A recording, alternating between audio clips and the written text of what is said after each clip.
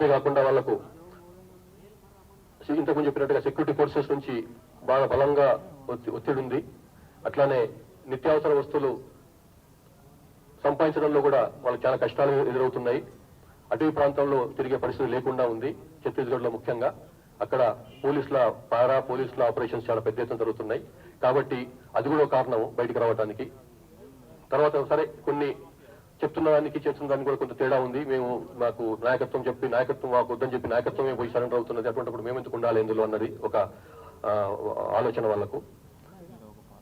ఇవన్నీ కారణాల వల్ల వీళ్ళు బయటకు వచ్చి ప్రభుత్వం ముందు లొంగిపోవాలన్న ఉద్దేశంతో బయటకు వచ్చినారన్నమాట. వీళ్ళకి మేము స్వాగతం చెప్తున్నాం. వీళ్లకు ప్రభుత్వ పరంగా ఇచ్చేటువంటి ఏదైతే సహకారం ఉందో మనం తెలంగాణ ప్రభుత్వం నిర్ణయించిన దాని ప్రకారం డిస్ట్రిక్ట్ కమిటీ డివిజనల్ కమిటీ మెంబర్లకు 5 లక్షల రూపాయలు రివార్డు, ఏరియా కమిటీ సభ్యులకు 4 లక్షల రూపాయల రివార్డు, పార్టీ సభ్యులకు 1 లక్ష రూపాయల రివార్డు నగదు ఆల్రెడీ ఇంతకుముందే మనం ప్రకటించడం కాబట్టి ఆ పరంగా వాళ్ళకు అది అప్పచెప్తాం. ఇట్లే కాకుండా మన ప్రభుత్వ పరంగానే కాకుండా కేంద్ర హోమ్ మినిస్ట్రీ MHA ఇచ్చినటువంటి మార్గదర్శకాలకు అనుగుణంగా వాళ్లకు